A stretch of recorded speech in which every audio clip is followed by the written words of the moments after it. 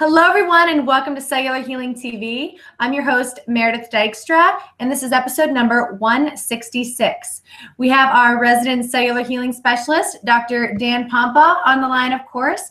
And today we welcome special guest, Kevin Rail.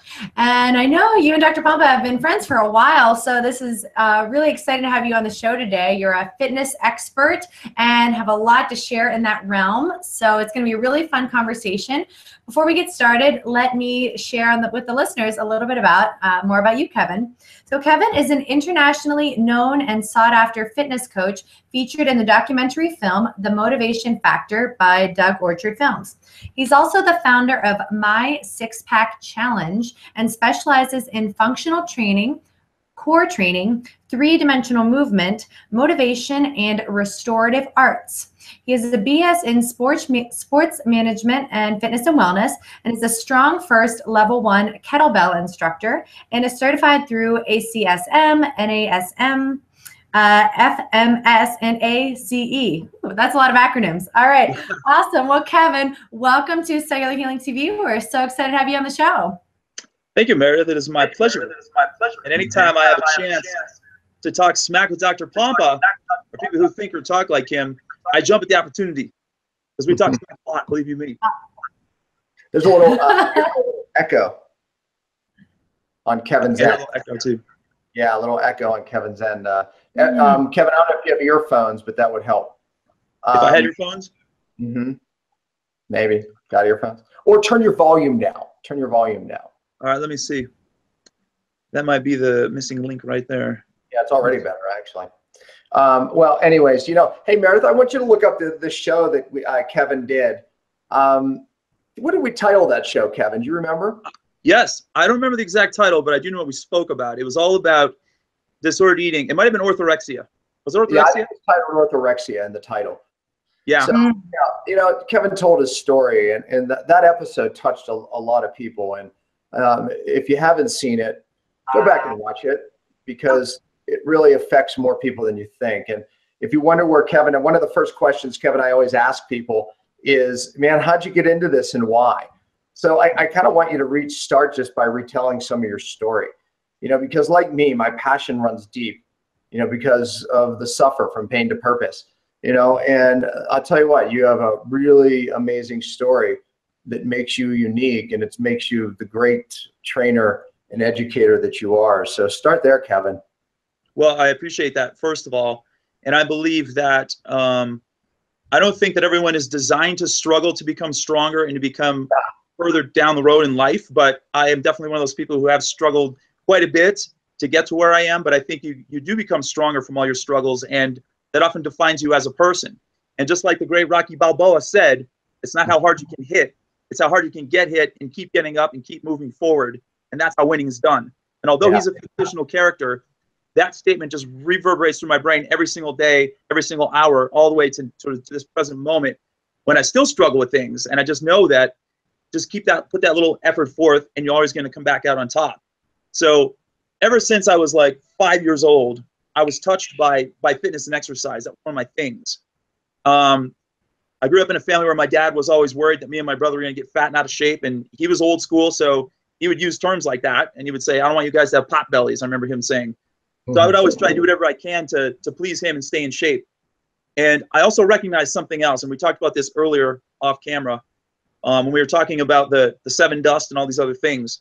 And I know I'm going to be jumping around like a Quentin Tarantino movie here, so just bear with me. So food has always been something very important in my life as well, for fuel and for recovery and all these other things. And back when I was a young, strapping lad, I really didn't care too much about my diet. Because you feel you're indestructible when you're 15, 16 years old. I mean, I see your son Daniel at the gym, and he's just like ripping weights out left and right and all this stuff. And I remember when I was his age, and I kind of had the same mindset, except I would come home from school and I'd have a can of soda and a package of Crimpets or cupcakes, and I'd run right downstairs and I'd start hammering the weights. And I felt like I was going to vomit 5 minutes into my workouts, and I couldn't understand why. I'm like, I need to get big and strong because I'm going to be a professional wrestler, WWE. I'm going to be the champion. So I do whatever I can to get bulk and get bigger. But it just didn't really connect the dots with me. I always felt like I was going to vomit and throw up. My heart was pounding through my chest. I was breathing really heavy. But I didn't really care. I was indestructible. Lucky for Daniel, he's got you guys as role models and tutelage.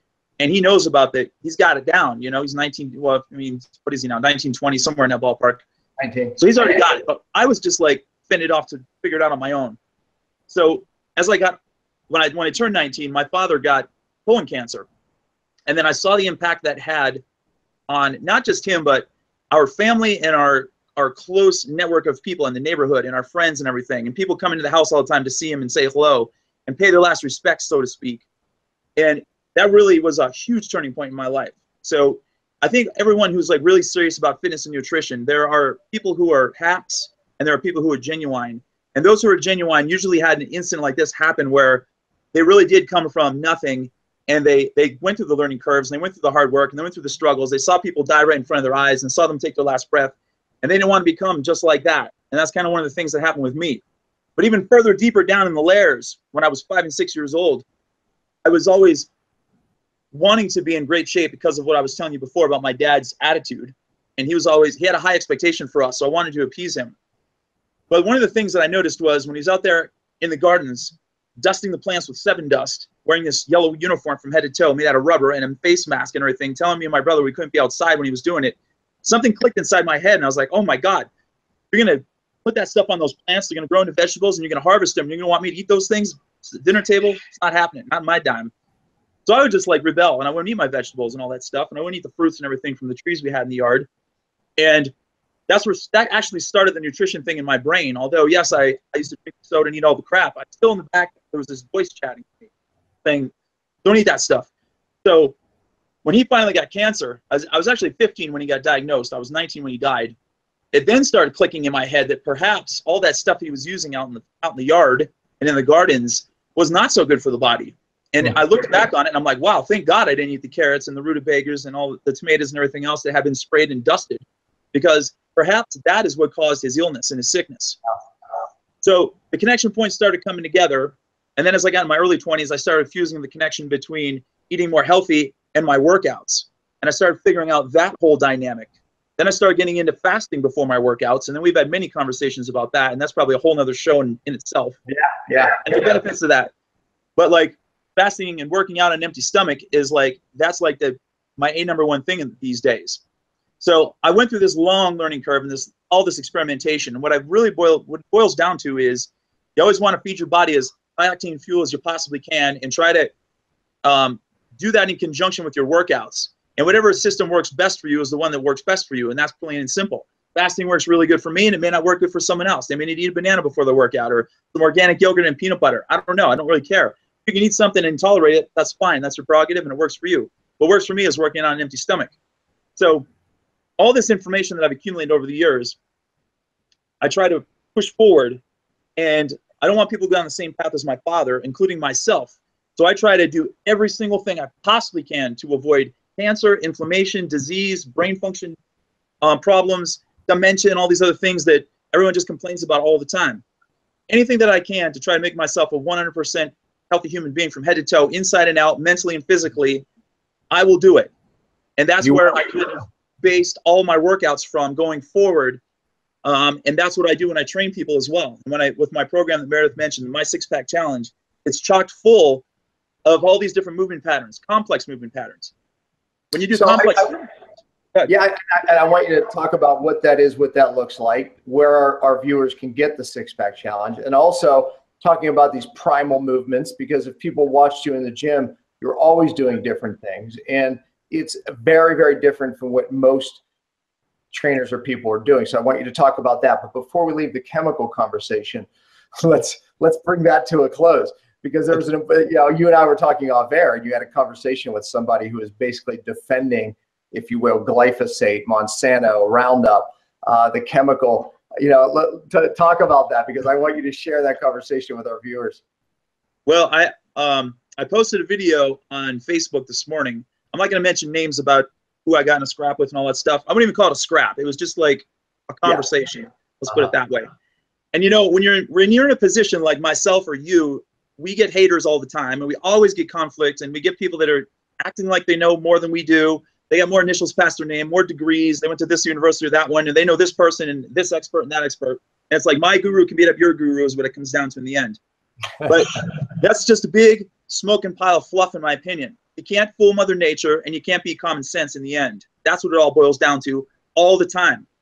So I took a stand. I did a video when I was talking about baby spinach and the benefits of it. I said always go organic because you don't want to have GMOs and chemicals and pesticides floating through your bloodstream and causing all kinds of problems, because I don't want to have to deal with you when you get sick. And spinach, by the way, is one of the most sprayed vegetables, if not the most. Bingo. So spinach, don't ever, ever, ever not eat it 100% organic. Anyways, go ahead. Yeah, totally. That's like one of the top 5. And that's why I threw that out there. And I was showing this clamshell container of baby spinach, organic. They got at Costco for $4 yesterday. You can't beat that deal. And I was going on about, it's like 100 calories for the whole thing. And then I said, be careful of the pesticides, chemicals. You always want to go organic, whatever. So this guy decided to challenge me on that. And he's like, there's no proof that organic is better. He said, everything has chemicals, blah, blah, blah, blah, blah. GMOs are not better, or GMOs are not bad for the body. It's been proven, yada, yada. You should read up on this guy and read this studies and yada, yada. And I'm like, whatever. I'm like, everybody's got to study. Everybody's got a journal to read and all these other things. And that's just how the life works. Everybody has a specialist they think knows it all. But what I found out over the years is there is no one size fits all. There is no perfect solution to anything, but there is common sense and there is Mother Nature. And anytime you alter anything out of its natural state, there's something going on there. There's a process. That's what refined means. And that's why I stay away from that kind of stuff. Refined things, GMO products, all these other things. So splicing seeds with species that you don't even know where they're coming from or what they are, that's against Mother Nature. Like 100%. So I try to keep away from that stuff. Something tells me that's bad. And we've talked before about there are studies. So we went back and forth a little bit, and he wasn't backing down about there's nothing wrong with GMOs and organic is no better. And yes, I know there's a scant amount of chemicals used in the organic production of crops because the bugs will eat them to death or whatever. But there's also different methods they use that they don't use with conventional things that are way better and way healthier for the body. So it's just like, those who believe don't really need an explanation. And those who do believe, actually, those who don't believe, there is no explanation. And those who do believe don't need an explanation for anything. They just believe and they go along their way and they do their thing. And I think the brain has a magical power of attracting that which it needs. And whatever you think is to be the truth is probably going to be your reality. So if I'm going to go on believing that organic is good because I feel it is, and I'm going to do my research on the companies that I buy this stuff from, which I also do. I'm going to make sure they're clean and legit. And I'm also going to avoid GMOs every chance I get, because I truly believe that that's the devil and that's poison and it's garbage. I mean, no one can argue. Okay? I mean, organic is cleaner. Can there be overspray? Can there be? Of course, right? But I mean, all in all, organic is far cleaner. I didn't even know people were still making that argument, because that's such an old time argument. But you found one.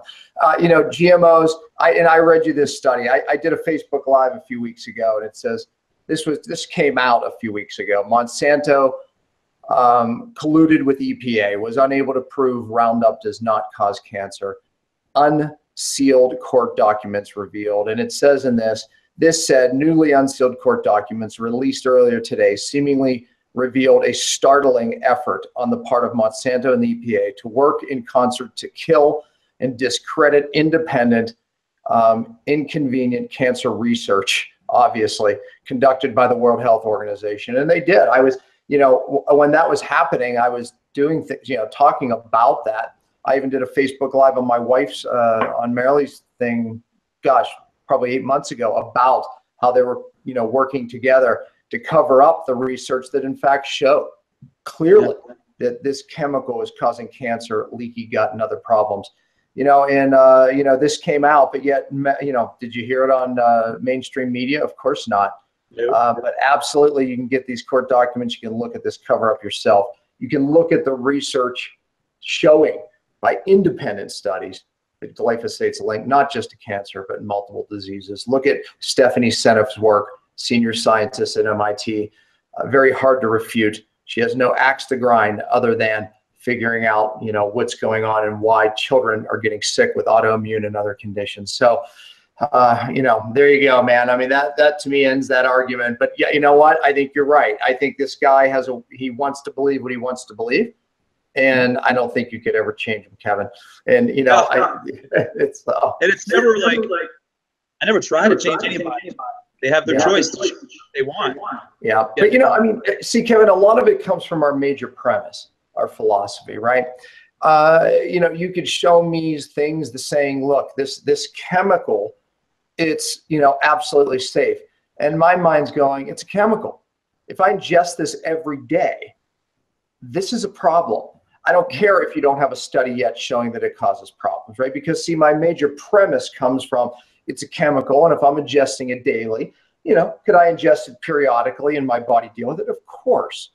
But if I'm doing something daily that's a poison and a chemical, you know, and if it's man-made chemical, your body has to deal with it some way. So anyways, our major premise is wrong, and I doubt you're going to change them. But, you know, anyways. That's true. Yeah. It just really makes sense if you think about it. Roundup, I mean, it's used to kill weeds around a plant. It starts out as a seed in ground. It's sprayed with Roundup, and then it grows, and the corn just comes up nice, and this beautiful stalk appears, and like all these ears come out of it, and all the weeds are dead. So if there's a chemical pounding on that crop that starts as a seed that goes through its whole adult life and kills all the weeds, do you really want to be consuming that? And do you really think, are you full enough to believe that you can wash it off and get fruit wash or whatever? That's the biggest hoax I've ever heard in my life. It's ridiculous. I don't even buy that stuff. It absorbs. I remember years ago reading a study from it was Penn State University, and they showed how the corn stalks pull in the glyphosate. Yeah. And that was I saw pictures. I read the study. Gosh, I can't remember. That was so darn long ago. You know, that's all I needed to know. You're not washing off glyphosate. You know, and the fact is if you have any idea how it works, how it, you know, basically binds the minerals that these plants need, you know, to survive and thrive, you know, and look, it doesn't take much really investigation to go, wow, this can't be good. But anyways, Kevin, let's talk about some of your unique training strategies, which are very unique. And, you know, our viewers always want to say, okay, great, but how can it help me now? So you can lead them to your website. What about the six-pack challenge? What about these primal movements? Why are they different? Why do they work? And why should we do them? Okay, well, you call it primal movements. I just call them complex movement patterns. But you can call I call it primal because that's what it looks like. I've heard you say that, actually. Yeah, I used to use that word every now and then. But if you do think back to primitive times, we weren't linear creatures. We don't stand up straight and just do things most of the time. I mean, it's easy to stand up and drink a glass of water or something like that. But if you think of life's situations, take situational awareness, for example, nothing that's in a linear pattern is that complicated. But that's fine and dandy. But we can stand still and do bicep curls all day long and do overhead presses with dumbbells. Anybody can get strong in those positions where the body is strong. But what happens when you're in the compromised position? What happens when you're playing a sport and you get hit and you're on one foot and you got to rebalance yourself, recorrect your position, and then keep on running? What happens if you're out in the grass years and years ago in primal times and you're crawling through the grass or snaking through it because you're trying to lead a meat to you, an animal or something like that, to live for the next month, to survive on it? You're in a compromised position. You're slipping on rocks, you're climbing trees, you're jumping over things, you're rolling, you're rocking. Nothing is linear. And in life, we've gotten lazy and we've gotten linear. And linear is dangerous, in my opinion. It causes rounded shoulders. It causes weak shoulders. It causes weak backs. It causes back pain. It causes fat stomachs. It causes weak knees and joints. So you're saying, okay, this is linear. This is linear. Pretty much, yeah. Okay, I'm just giving it for our viewers, just to understand. Yes. So a linear pattern is like, just think of the word line. You're moving in one line. So a bicep curl is like this. It's a line. It's a linear pattern. When you get on the ground on your hands and knees and you're moving in a crawling position, your opposite hand and foot is moving. This is what we'll use Marilee for an example. I taught her how to crawl a while ago, and she struggled mightily at first. Oh my gosh, you just walked in. Hold on, come on here. This girl, you know, I'm not kidding, but she was not able to crawl. Yeah, neurologically, she didn't crawl as a kid. She kind of went right to walking, right? Kevin taught me how to crawl. Yeah, so, you know, her children, you know, Daniel and Isaac saw you know, doing her with this crawl thing, and they were cracking up, making fun of her. Meanwhile, it's like it helped her probably more than anything because her coordination working with you honestly went through the roof. Her mountain biking went through the roof. I mean, everything. I throw stuff at her now. It's like, she catches it. It was like, in the past, I would throw stuff on her. It would like hit her in the head. It would like hit off. I'm not kidding. It's like she has coordination now because of you, dude. Hey, Kevin, my workout partner's in Hawaii for the next 2 weeks. I'm on my way to the gym right now. That's Daniel. You know, Daniel's been training me, and he sends me workouts like every whenever I'm supposed to go to the gym. So I'm on my way there now. But man, I miss him. So, but this is a good time to revisit some stuff. Yeah, exactly. Yeah, totally. Well, anyway, we can hook up later. Yeah, all right. Yeah. Hey, I'm telling you, man, he changed you. You know. Yeah, Kevin really taught me neurological, just equilibrium or balance or synergy or something that I didn't have. And shame on my kids, because I did everything right for them that my mom didn't do for me, and I get hack. It just it's never gonna change. Yeah, dads are heroes, moms are like Yeah, the moms are heroes later. Trust me. She'll get awesome. her. See you, Marilyn. Yeah, but no, I mean, when I tell you, I mean, my wife, when she would mountain bike, she would stop and get off and pick her bike up and go over a route or a rock. We were mountain biking just the other day, and I mean, massive rocky section, and just blowing through it. But her coordination, I'm telling you, it was from the training you did. I mean, we saw that difference. She said, that helped her the most. Well, you were saying earlier about what do you have differently that other trainers don't have, and that's one of the things I specialize in. Is I want to make people better at the things they do outside the gym predominantly. And like I was saying earlier, when you're doing things standing up with 2 feet on the ground, and you're just doing a movement or whatever, that's easy. Anybody can do that. What happens when you lift 1 foot off the ground, you put your hands on the ground, you crawl out into a position, you do a push-up, and then you kick your leg under your body, lift your arm up, and spin around in a circle. You got to think about every single movement you're doing, including the hand walk downward. So these are the kind of movements that I incorporate into my six-pack challenge that I have been working on for years. And I finally feel I've cracked the code on how to build a super body, because I want to make people better at what they do outside, just like Marilee is a perfect case in point. And she came to me a while ago, and she had tight hips, and she had a problem concentrating on all this stuff, and she was telling me she likes to bike, and I know how outdoorsy you guys are. So I took all that information, and then I built a program around that for her specifically. And I said to myself, you got to learn how to crawl. And when I first said that to her, she looked at me with out of the corner of her eye like, what the heck are you talking about? And I got down the floor and I described it to her. We took it in pieces first. I showed her how to do an alternating arm and leg raise from a crawl position with your knees off the ground. And she was just like, that. So you must learn how to crawl first before you do anything else. That's my thought. That's my way that I look at things. So when you crawl, you're doing a complex movement pattern, and you're also doing a crossbody pattern. So your opposite arm and leg is moving at the same time. So that's going to have way more feedback loop on the body than a linear pattern like a bicep curl, because it's really easy to do this. And you can watch YouTube videos all day long and learn how to do this, no problem. You can watch a crawl video, but you may not get it at first unless I'm standing right there talking to you about it. And when you learn how to crawl, that's just the basics, in my opinion. And then you start learning three-dimensional movements where you're spinning around in circles, and you got to memorize 2 and 3 movement patterns combined and the reps that you're doing. So your brain lights up like a Christmas tree when you do this. Then she said the word neurological, and I'm glad she did, because that's called a high neurological load. So that is the secret science to keeping your brain fresh and preventing Alzheimer's and all these other diseases that occur as people get older, brain-related. And I see my grandparents go through it, and I've seen it's a horrible thing. It's really sad to watch people in perfectly good physical health get dwindled down to a wheelchair and be not even remember their names or the names of their kids, or like recognize no one because of brain problems. And I want to try to reverse that and change it and nip it in the bud right now before it gets any worse. So what do these patterns look like? I mean, first of all, can they go to your website and see some of these movements? Can they see you doing them? Can they get the six-pack challenge there? Or do you need to stand up right now and actually show some of these movements? I want to give them something now that they can add in to what they're doing, I mean, even in their home. I mean, these are movements. I've seen you do them. These are things that they can do. How do they learn how to do it? Okay, first of all, you can go to my website. It's called restoreyourfitness.com. And on there, you'll see a little triangle button on there. Just click on that triangle, and there's a trailer that I've made on there where I explain the workout a little bit more, and you'll see me doing some of the patterns on there. And I'm willing to do a little intro for y'all right now, if that's cool. Yeah. I'll jump down the floor. Let me try to get some space here. Yeah. It's an unprecedented first, I think, on annual Cellular Healing TV, so bear with me.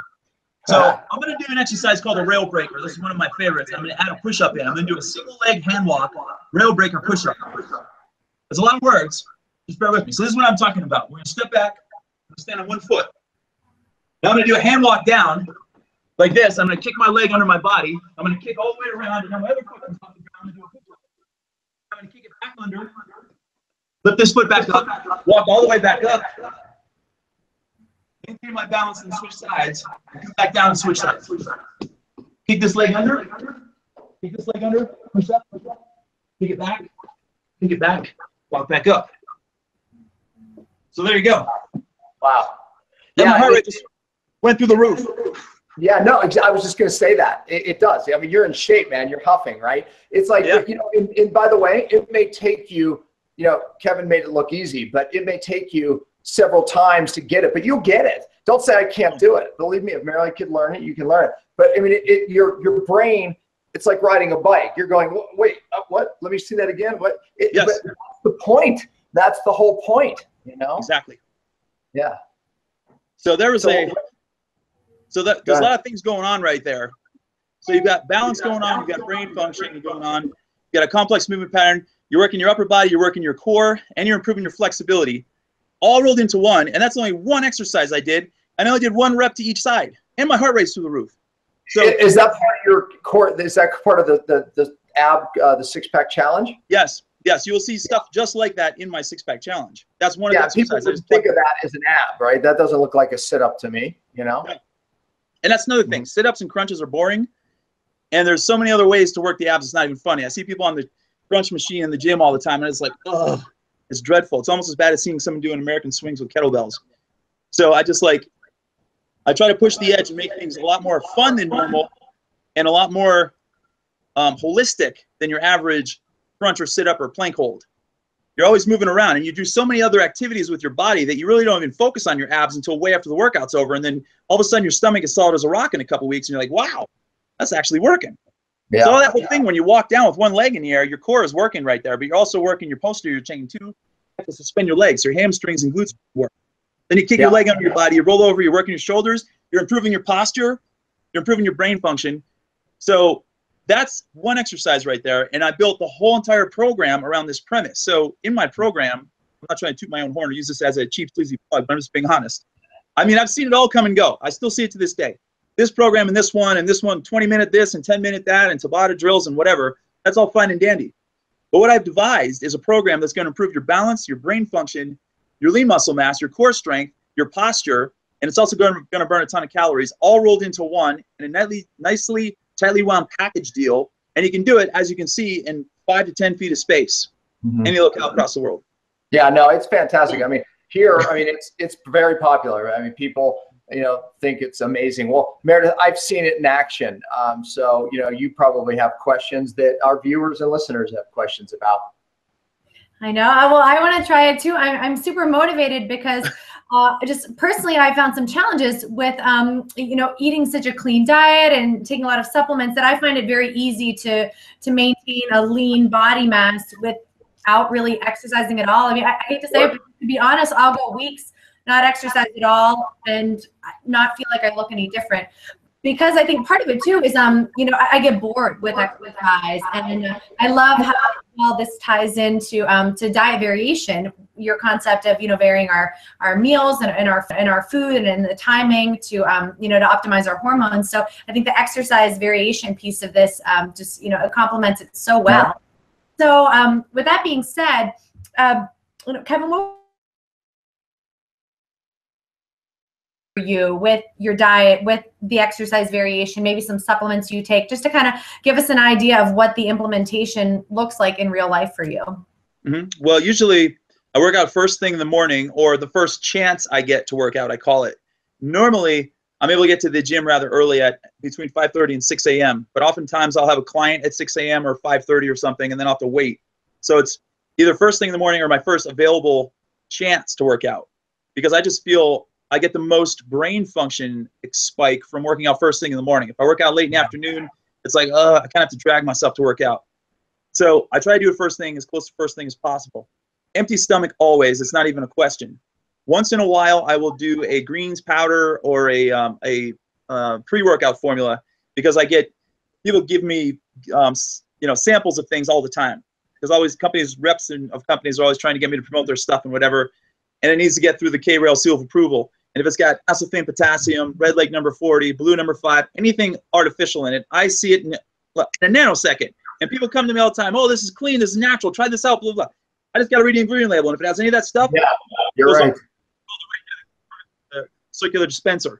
So I do, sometimes I'll try those things just to try them, because I have a lot of clients who use pre-workout formulas and all these other things. And I try to stay current on what's going on out there, just so I can give them a good, healthy option to use when they're looking for it. And that's really the only reason. I don't need pre-workout formulas. I'm glad to say. A lot of people ask me if I drink coffee, because they're like, man, you have more energy than like people put together. And I'm like, it's just, I'm high on life and I'm passionate, and that's all there is to it. If I don't have to have caffeine or coffee, I don't drink it. Again, I'm not against it. I don't throw anyone under the bus. I don't judge people. If you want to drink coffee, that's great. It's the second biggest commodity in the world next to oil, and I'm cool with that. But usually it's empty stomach, water, workout, train people, come home, write some articles, work on my site, go back to the gym, train more people, and then it's off to the races, and then repeat. As far as my diet is concerned, I try to eat, like I was saying, as high octane fuel as I can. I try to get as many alkaline foods in my diet as possible, and I try to keep things as clean as I can. And then every now and then I'll do a longer fast. Usually my fast usually 12 to 16 hours. Sometimes I'll do longer ones, 24, 48, and so on. I don't have a lot of body fat, so I have to be careful about doing really long fasts often. So those kind of, I just schedule them in here and there. And I also use a good quality protein powder as well. So that's pretty much it, supplement-wise. Mm-hmm. So you don't do any other supplements other than a protein powder? Not really. I do creatine I'll use as well. Plain creatine, which comes from a good source that I know of. Because my workouts are usually an hour and a half, and they're pretty high intensity, so it's really good for my recoveries. So I'll use protein powder, creatine, and every now and then a greens formula, or like I said, sometimes a pre-workout formula. And that's pretty much it. But I don't do like B6 in the morning, multivitamin here, liquid vitamin there, on and on the list goes. Mm-hmm. And it's another reason why I don't do that is another reason why I don't drink coffee. It's because I know so many people who survive on coffee, and that's how they survive. And to me, it's kind of a crutch. And I'm like, if I'm out camping or something in the woods, or if I'm out traveling somewhere and I don't have access to coffee in the morning, I want to be able to function. I don't want to be like, oh, I need coffee. What am I going to do? And some people are like, oh, don't even talk to me. I don't have my coffee yet. And I'm like, seriously? For life. Sleep better, drink, get more alkaline and drink more water and drink some kombucha during the day. You don't have to worry about bloody coffee every single minute of every hour. So these people that have to have coffee first thing in the morning to survive, I don't want to be one of those people. I don't want to be a statistic. And I don't feel I don't like the aftertaste of it, and what I feel it does to your teeth as well. I don't want to walk around with a toothbrush all day long, brushing my teeth after drinking coffee in between. So those are some of my deals right there. Yeah, well, listen, no doubt. I mean, people should get the six-pack challenge, because it's more than just the six-pack. Trust me. That's just a way to get people's attention. Really, it is. So much of it is about the brain. I mean, you can see just by that. So, like you said, Meredith, we don't have to work out to, stay as lean as we are, right? It's like, but working out for me means a heck of a lot more than staying lean. I stay just as lean, whether I work out or not. But it's this, man. It's that there's so many more benefits to working out. It's absolutely remarkable. Yeah. Yeah, and a lot of people only scratch the surface when they're talking about exercise and workouts. Fitness professionals like, oh, get in shape in 20 days and do this workout and burn this many calories and everything, but they don't really get the big picture. There's not a lot of people I know of that talk about the mental aspects, the real deep mental aspects of fitness, like the complex movement pattern. Some people are like, oh, your endorphin release, it's great. Well, that's only part of it. It's like what we just talked about. It's like that. It's like you come into a new trigger and you turn this switch on that you didn't even really know you had. And just doing something like I did right there for seconds, even, it's that fast. You do one complex movement pattern for 2 minutes in the middle of the afternoon from your desk cubicle, and your brain is going to be refreshed like that, faster than a cup of coffee will give it to you. And it's going to be a clean, natural brain freshening that you're getting. So it's a whole different ballgame. Well, yeah, that's what I wanted to share with the viewers, man, is I just watch you do it. I'm like, you got to bring my people that challenge and those movements, man. Go ahead, Meredith. You were going to say something. Yeah, I'm just curious too, for those of us who just kind of want to try some of these, complex movements on our own, how do you incorporate rest days? Like, how often are you suggesting to do these movements? Well, as far as my program is concerned, I recommend you do that. Basically, the way it works is you get a workout sent to you through email, and then you follow along with my videos on there. And you do that 3 days a week on alternating days. And the reason I built it that way is because, again, I've done the research, And I find that it takes the first workout someone does, usually when I do this class live in person, they're kind of figuring it all out and they're kind of clueless. The second workout they do, they're starting to get it, and it's, oh yeah, I remember this. But then by the third workout, they finally have it down. And then as soon as I get it down, I change the questions again, and I send them a new workout the next week. So you get a new workout sent to you every single week that's going to be unique. And as the weeks go on, the intensity level goes like this. So they get harder each week, which is a lot of fun as well. And it usually takes you 3 workouts just to figure it out and get into the pocket. And on the 3 other alternating days, I suggest you do a minimum of 30 minutes of cardio. And it can be as small as brisk walking, or it can be high intensity Tabata drills. It can be whatever you want it to be. And it can be longer than 30 minutes, but it has to be a minimum of 30. So that's the method. And then on a Sunday, that's have to be Sunday, but your 7th day, which is you coin as your off day, I suggest that you do a minimum of 30 minutes of activity with some friends and family members, because I'm big into unity. And that's another thing I talk about in the motivation factor we mentioned earlier, is how exercise brings people together, and it helps reduce crime, and it helps improve test scores with kids in school, and it does all these magical, wonderful things for the brain, and it also helps with your personal life as well. So I say on your off day, do something with some friends. Go to a park, play frisbee, play volleyball, go bowling, do something active. Even if it's fishing, it's still active with Mother Nature. You're surrounded with ecotherapy. That's good. That's part of the solution. There's where the problems are: the crime and the obesity and like corruption and government is crooked and all these other things. We know it's out there. But I try to shift all my focus on the positive. How can I contribute to make things better? And I want people to come together and love each other and hug each other and be with each other. And it just helps in so many ways.